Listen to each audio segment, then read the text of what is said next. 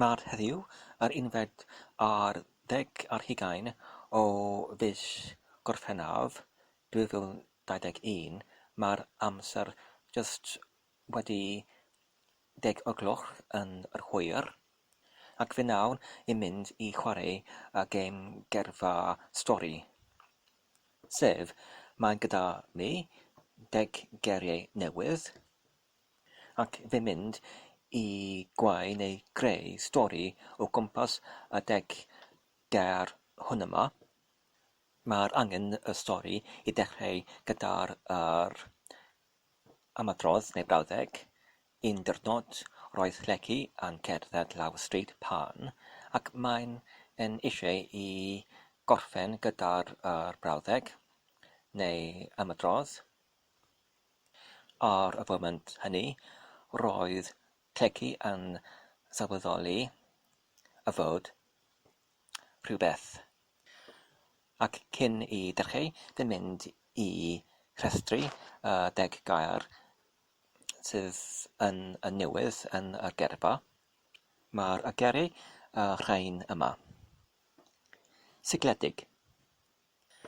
Ansoddair sydd yn disgrifio rhywbeth sydd yn siglo neu ddim yn anwastad.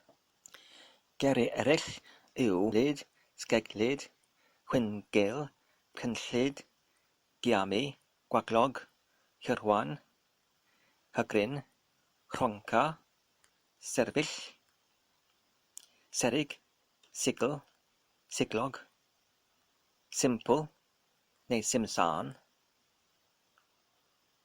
Yr ail gair yw diben, sydd yn cyfeirio at rhywbeth sydd yn ddiddorol neu yn doniol neu yn adlonedig. Geiriau eraill sydd yn cyfeirio at bethau neu ansoddairau neu ystyriau debygol yw didan, difyrgar, diamofal, afiethus, arab, arabydus, arabus, chwarthus, difyrol, difyrus, digrif, doniol,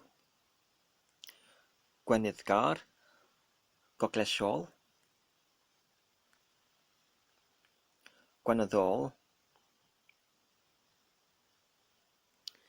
smagal, spagal neu ysmala. Y trydydd air yw achwyn, sydd i gwyno. Y pedwaredd gair yw cyrion, sydd yn cyfeirio at yr ochrau neu yr amlau yn rhywbeth. Y gair nesaf yw goglais, sef i achosi rhywun i chwerthin. Yr gair nesaf yw diben, sef yn cyfeirio at yr amcan o rhywbeth. Y gair nesaf yw hidio, sef i fyddhau ac i dilyn cyngor o rhywbeth. Y gair nesaf yw haelfrydig, sef i fod yn haelfrydol neu haelgar neu haelionus. Y gair nesaf yw tagu, sef i atal i anadlu gyda rhyw fath o rhestr ar yr wrth.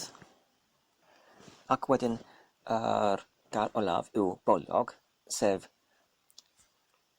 i fod gyda'r bol fawr. A dyna ni, dyna'r 10 gair i gyd. Rydyn ni'n nawr yn barod i dechrau y stori. Fan yma. Un diwrnod, roedd Lleci yn cerdded lawr y stryd. Pan pasiodd ar eich ochr, car sigledig oedd yn gwneud trwst yn eithriadol yn swnllyd. Roedd Lleci yn cyrraedd yr holl peth yn eithriadol yn difyr.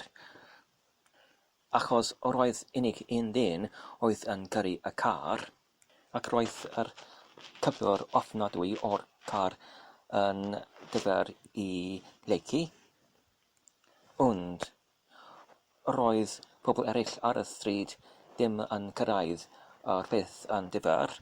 Roedd nhw'n yn dechrau I achwyn am yr trwst, I wneud achwyn am y trwst,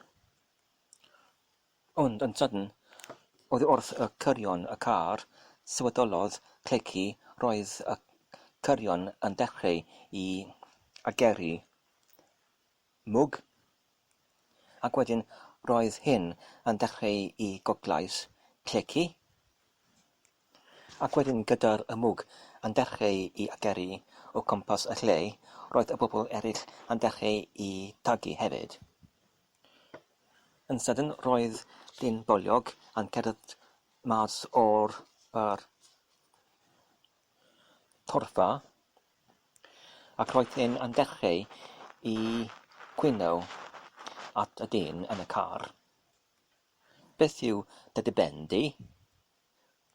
Gofynnodd y dyn boliog I yrru car yn y cyflwr mor ofnadwy ar y stryd yma.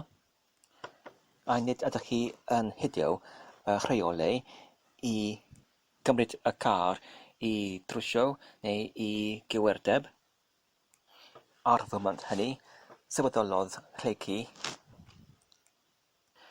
nad oedden pobl yn haelfrydig iawn pan oedden nhw yn ymgylchu gyda mwg ac yn tagu yn yr arwyr sigledig.